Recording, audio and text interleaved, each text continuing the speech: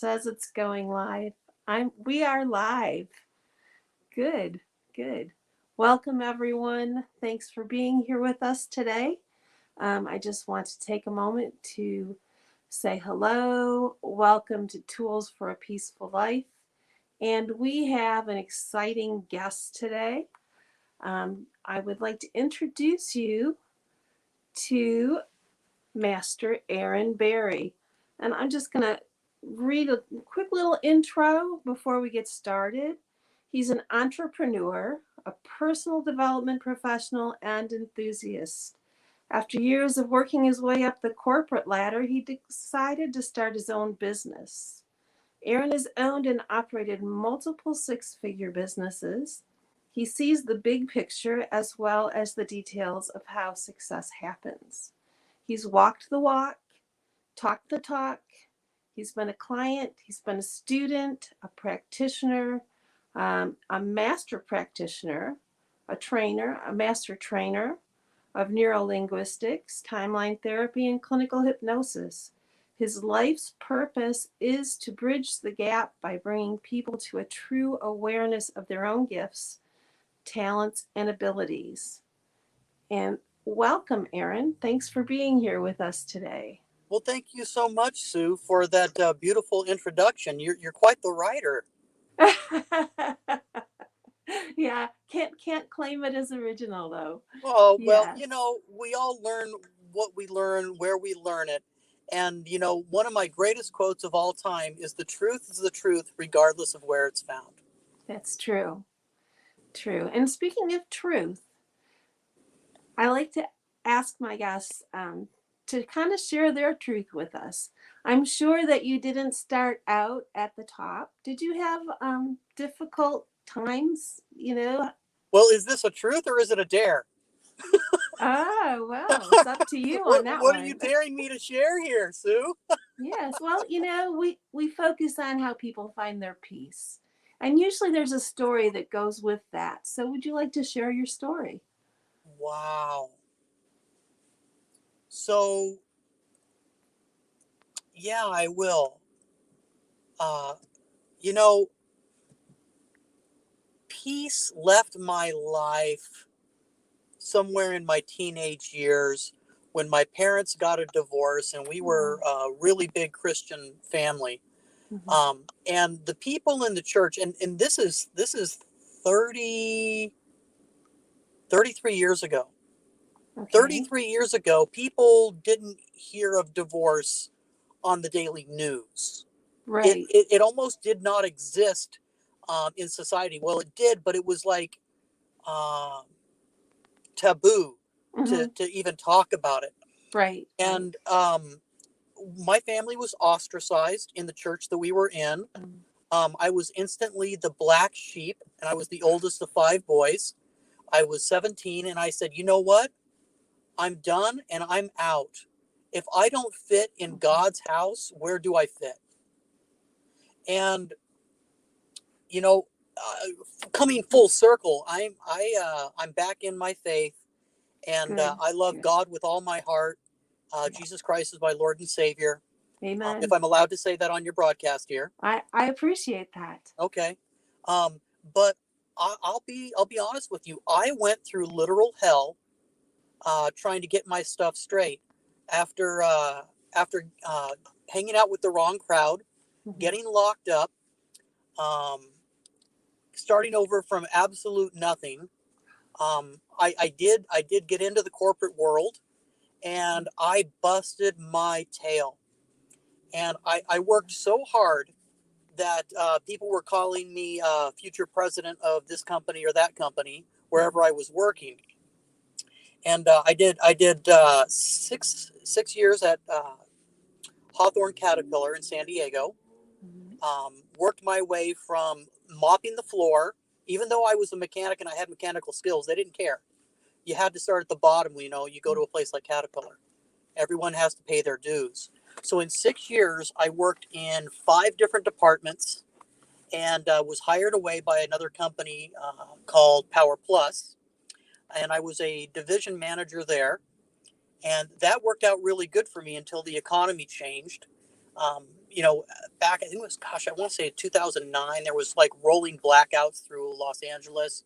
They were talking about the loss of the power grid and how things just so bad, right? Well, it was all fake. And I knew that, coming from the world of electrical power generation. And so I was let go.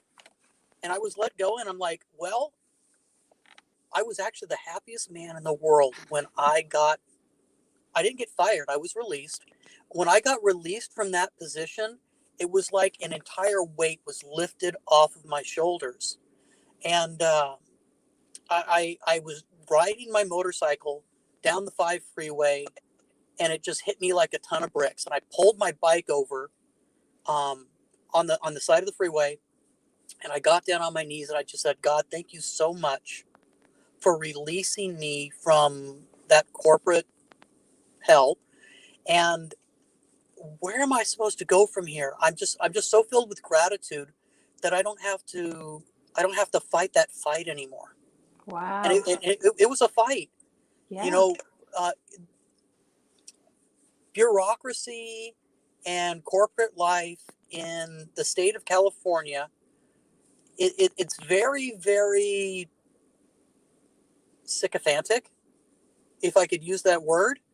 If you don't love your boss more than he loves you, you're not going to Mhm. get anywhere. And Right. I was never the yes man. I was always the truth man. And it got me in a lot of trouble to tell it like it was. Yeah.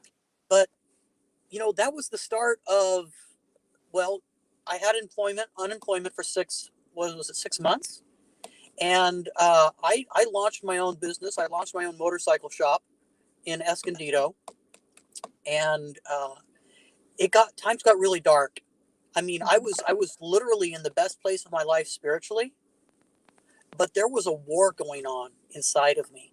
Yeah. And it was everything that I had gone through in my past was attacking me in my present day situation.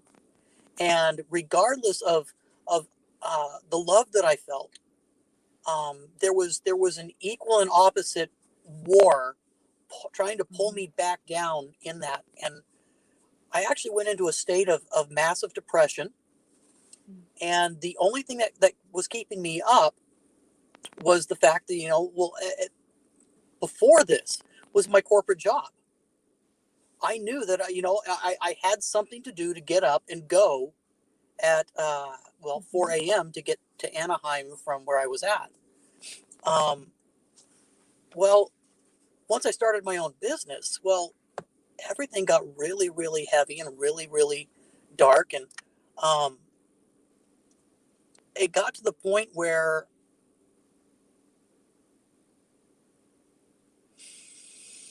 sorry, It's okay. Yeah. Thank you for sharing. you're welcome. When you get to that point, it comes down to where, how are you going to do it, right?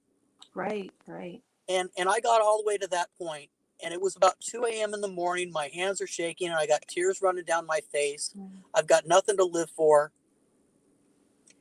and I decided that I was gonna do it and how I was gonna do it. And this thought came into my mind: Aaron, if you leave now, who's gonna clean up the mess? Wow. And I'm like, what mess? I've got nothing, no one, no way, no how. Mhm. And the thought came again: well, who's going to clean up the mess? And I go, well, geez, who's going to tell my mom? Who's Mm. going to tell my father? Who's, somebody's going to have to pay for literally cleaning up the mess. Yeah. Yeah. And I'm like, that just doesn't work. And it was at that point in my life that I realized how incredibly selfish it was for me to take myself out of the world, because I wasn't a burden on anyone. I was a burden Mhm. on myself. And so I turned on the light in my bedroom, and I got up and I went out to the garage and I turned on the light in the garage, and I turned on the stereo, and I pulled out my tools and I went to work on my motorcycles, and I didn't stop until I went to work the next morning. Wow. And I worked all day, came home, and I turned on the light and the music, and I worked again until I passed out in the garage from exhaustion, Mm-hmm. crawled into bed, and that was my routine for about 2 or 3 months. It took me about 6 months to get physically, mentally better, but it was a war like none other. And the only thing that saved me was putting my shoulder to the wheel and going to work. From that point, um, I had gotten myself well enough where I believed that I could go back to church, and I called my mom, and she gave me the encouragement to do it. And she said, people are a lot more forgiving now, Yeah. and they're aware of a lot more in the world. And Aaron, someone who works as hard as you is really going to be accepted and welcomed back. And so I took the leap of faith, and I went back to church, and I was well received, and I got my life really, really on track. And my business began to prosper, and I got married, and I had 4 kids, and Wow. moved to Arizona, and all of that was good. And I tell you what, married life wasn't what I thought it was going to be. I killed myself, but it was my fault. I didn't marry the right person. She was a very, very good person, and she had a good Yeah. heart, and she had her own ways. Um, Mm-hmm. but I came from the grassroots of dig in and get it done and make it happen. And well, I didn't realize that marrying someone who was still living at home, um, and came from a well-to-do family, never needed for a thing, couldn't really adjust to, hey, all of a sudden, there's responsibilities, there's grocery shopping, there's laundry to do, Yeah. there's Yeah. meals to prepare. And I was the solopreneur. I was making the money and bringing it home. um, but she wasn't happy. She wasn't ready to be married. She wasn't ready Mm-hmm. to be a wife. She wanted to be married, but she wasn't ready for the responsibility. Um, and little known to me is, like, when I married her, I didn't find out until the day before we were getting married, that she was actually on antidepressants and some other medications, Mm-hmm. um, that I just don't want to say now. But um, I'm like, well, you know what? God put us together for a reason. Mm-hmm. I cannot deny that fact. My testimony said that she will be good for me. And she was good for me. She was good for me, and that it was the hardest thing I'd ever done in my life. Um, Yeah. uh, 9 years later, in that marriage, Mm-hmm. um, we had gone through several counselors for her, a marriage and relationship counselor for us. Mm-hmm. None of that was working. She wasn't willing to do her part. And I'm not blaming her. I'm not blaming her. Coming from where I came from, I had to do everything in my power to make that work. And that was my ultimate goal. And I ended up meeting with a guy who was an NLP trainer, neuro linguistic program trainer. And he told me what he did. And I told him, what I do. And I said, so how does that work? He says, well, we get to the root of everybody's problem that's deep down inside of them. And when you get to the root and you pull it out by the root, well, what's left? I said, a hole. Okay, well, yeah, you can fill in the hole with good stuff, but if you pull a weed up and you don't get the root out, the weed comes back, doesn't it? I said, well, yeah. He says, well, so we go to the root of the problem and we root it out, and we fill the hole back in with all the good things that are supposed to be there, and all of a sudden that problem doesn't exist anymore. And I said, you've got to be kidding me. He says, nope, that's what I do, and that's how I do it. And I said, okay, well, where do I sign up? He says, well, Aaron, what can I do for you? And I said, that's exactly right. What can you do for me? I'm in a Right. marriage where Yeah. I married this wonderful woman. I've got 4 kids with her. It's 9 years later, and I want to make this work. And he said, okay, well, here's what we're going to do. We're going to bring you guys in together, and then we're going to work together, and then we're going to separate you. We're both going to go through your own stuff and clean up your own lives, because her problems are her problems and yours are yours. And you guys can come back together once we got it all sorted out. But she's not, it's her business is hers and yours is yours. And it's really your responsibility to clean up your own life. And I said, okay, I'm okay with that. I don't need to be there and beat her up in sessions. And she doesn't need to be there to beat me up in sessions. So that's what we did. We met together once, and then we had our own individual personal breakthroughs. Mm-hmm. And along the line, he calls me and he says, Aaron, I was actually on my way home from his office, and he called me. He said, Aaron, Lisa's not getting it. I didn't mean to use that name. Your wife's not getting it, and you probably ought to take her out because it's expensive. And I said, I understand that, but I've got like 2 or 3 sessions left, and I want her to go all the way through just to say that I did my part. Right. If there's a chance that in the next 2 or 3 sessions she'll have a breakthrough, and she'll have a change of heart, I need to have that available to her. And so we did that, and it was the last session. I'd just gotten home, and she's in the kitchen, and she's really, really angry. And normally when she doesn't get angry, she's was really, really good at finding some reason to get me angry. And as long as she could get me upset, well, then it was my fault.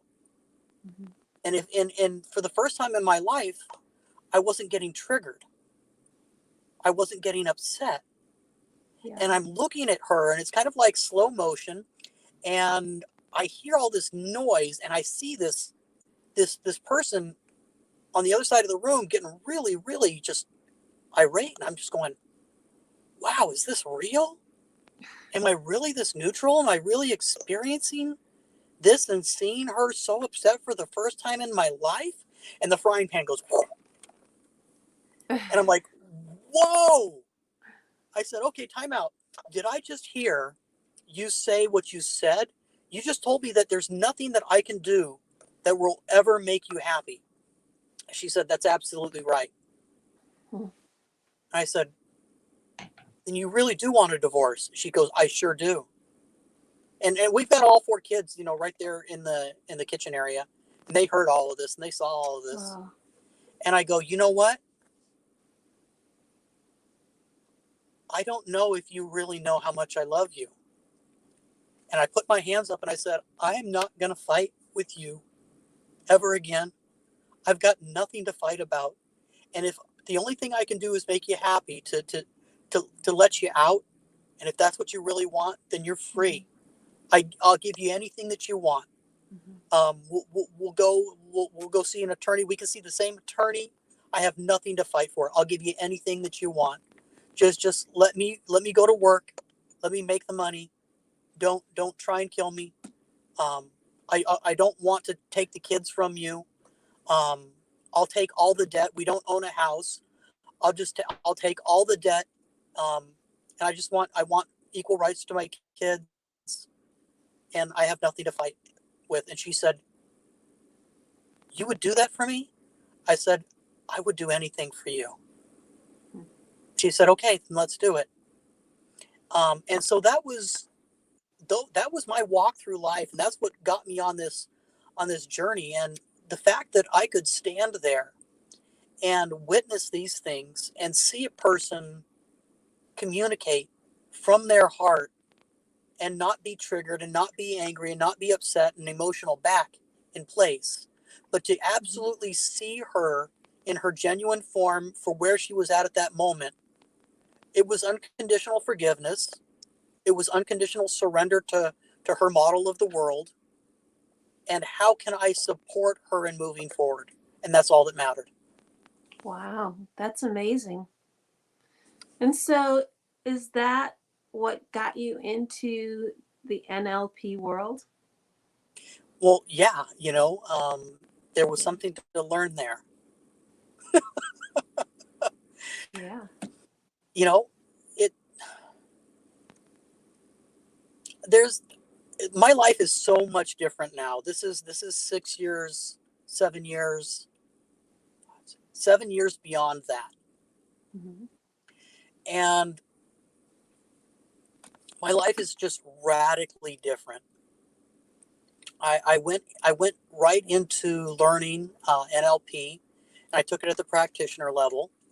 I knew I knew it was my calling, and that I needed to learn how to communicate with people in such a way that they would be able to feel my heart, and that I would be able to feel theirs, and that I could actually live this set of rules that we have. And the school that I come from, and I actually had to clear this with the school before I even went there. I said, I need to know that I'm in the right place, and that what I'm going to learn here is for the benefit of all mankind, and that you're not going to teach me how to manipulate people, because that's not what I'm here for.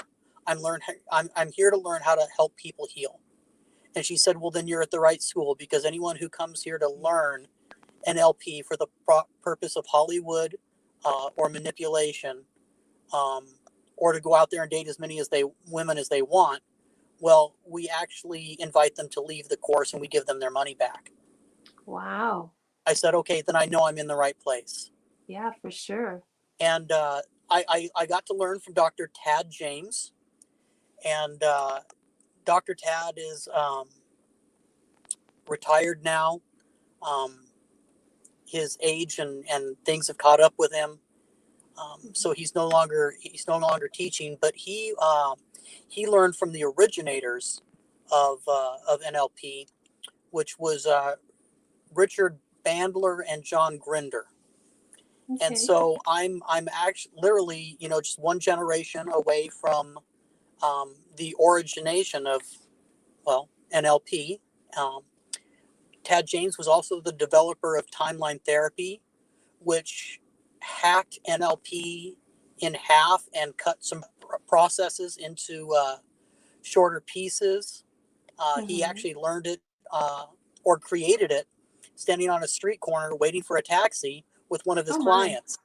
He was just doing some experiment, and this I don't know if I said this, but he was downtown RHC, the Royal Hawaiian Center in Hawaii, and he was trained in Huna, and I have since become trained in that as well.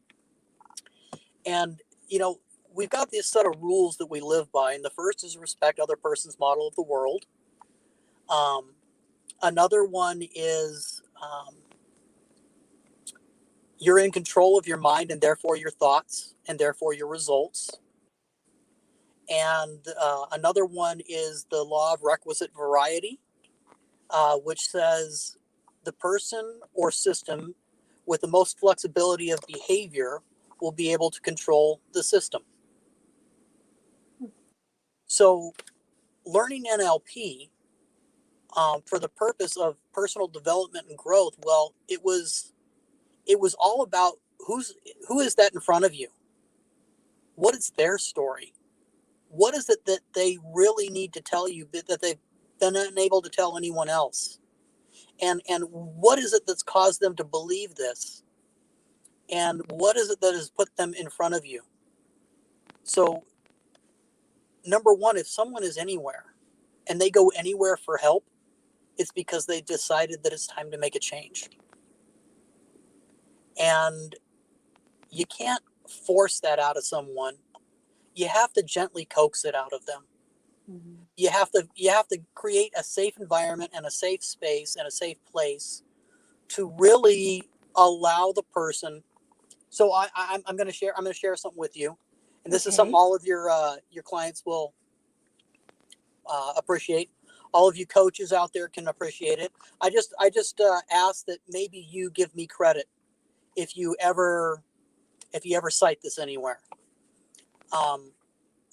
There's 3 pillars, and I've never shared this outside of a personal training before. There are 3 pillars to a successful relationship. The first one is communication. The second one is vulnerability. And the third one is intimacy.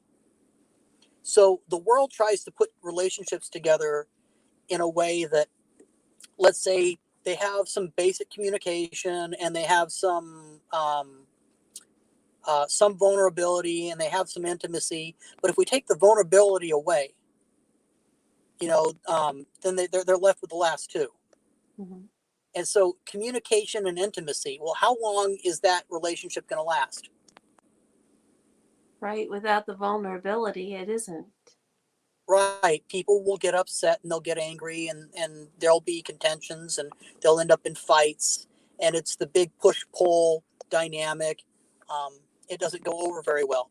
But what if you were completely vulnerable and decided to get intimate with somebody, but there's no communication?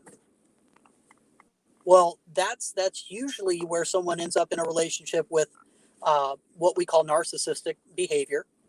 Mm-hmm. And those people end up abused because they're being vulnerable and they're creating intimacy, and so they're giving everything that they've got, but there's no communication. Right. And without the communication, there is no real reciprocation. True. So True. so um, those don't end up going very well. And then let's say that you've got communication and vulnerability, but you've got no intimacy. You've not surrendered yourself to the place where you trust the person enough to create intimacy, and really it goes this way. And what I'm saying is, if you can establish communication and get vulnerable with each other, then the intimacy will follow if you build upon those first two pillars. Wow, that's powerful stuff. Aaron, it sounds to me like your life is to serve, and it sounds like you're doing great, amazing things out there. You're also a transformational coach with the Inside Out Institute. Can you Mm-hmm. just tell us a little bit about that? Because I know we're running out of time, but your story is just something that was so important. It needed to be heard. Awesome. So let's get right down to it. If I started life as an NLP certified coach, or a coach from another program or another curriculum, um, and let's say I was only a coach, I'm not the master trainer that Mm-hmm. I spent the last 7 years to become. If you could get past your ego, because that's Yeah. what I did when I learned about this.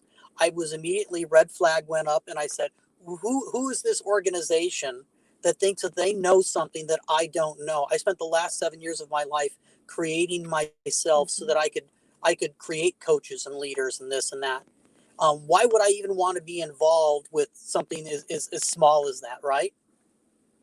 And I said, well, that's an ego call. There's always something to learn there. And so I thought about it and I pondered on it. And it wasn't a day later, I found out that there was a call, a live call, which is now a webinar Mm-hmm. with Todd Cahill and Manuel Zavaios. And I heard what their mission was. And their mission is to literally heal the planet by bringing Right. transformational leadership coaching and the art of energy healing, which is really intimacy. And if you can bring the communication and the vulnerability together, it creates intimacy. It creates a unity. And so what I did is I had to get in alignment with myself and swallow my pride and say, you know what, that's exactly where I need to be. Because if I spend the next 30 years of my life and I see or produce 3,000 coaches, did I do enough?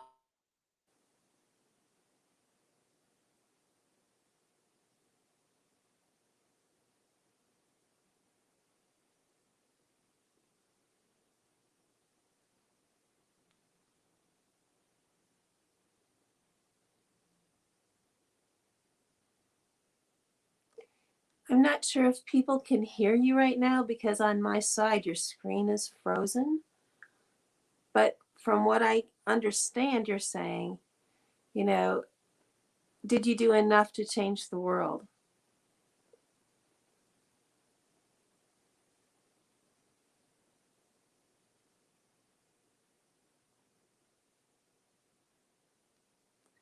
And to my viewers, I apologize if you're seeing the same technical disruption. I believe we've lost Aaron here for a moment. Maybe he will be able to come back on. But boy, was that an amazing story or what? You know, his journey is really something that can encourage us all, inspire us to know that no matter what is happening in our lives, there's always hope. And, you know, if you put others first, if you look to serve, and you practice those principles he was talking about, then things are going to be a lot better. And I do see him coming back here. Let's see if we can get him back on to finish up. Oh, thank you. I'm glad you're back. Yeah, sorry about that. That's Um, okay. you know, I'm going to say that there are real energies out there that will try and prevent us from making the changes in life that we need to make.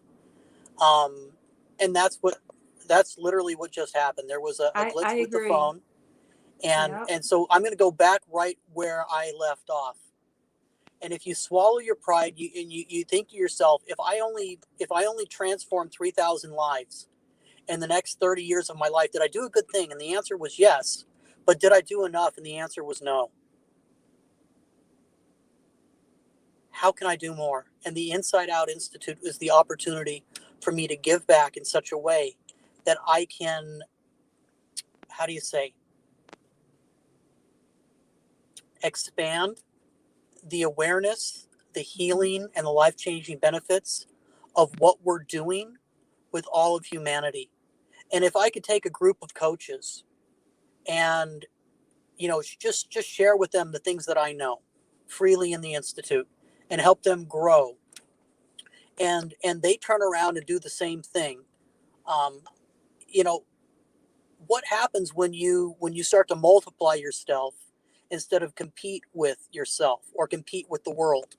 And IOI takes the competition out of the world, because Right. it's not about who's a better coach or who's a better practitioner of emotion code body code. It's more like, how can we create an environment where we have an unlimited amount of positive energy and are allowed to do amazing things, and we've got literal we've got God backing us up. Right. Right. And that is exactly what's happened here with the Inside Out Institute. We launched in the middle of COVID, and we were unofficially creating this back in February. I joined in March. We launched publicly, LLC, in July, Mm-hmm. June or July, and so we went from really just Todd and Tanisha. Uh, we got Ballwinder, and we got Emmanuel, and the corporate staff was formed with Myra. And so from 5 people in 12 months, we're now at over 150 coaches and practitioners around the world in 11 countries. And we've had one live event, and every month we've had a virtual.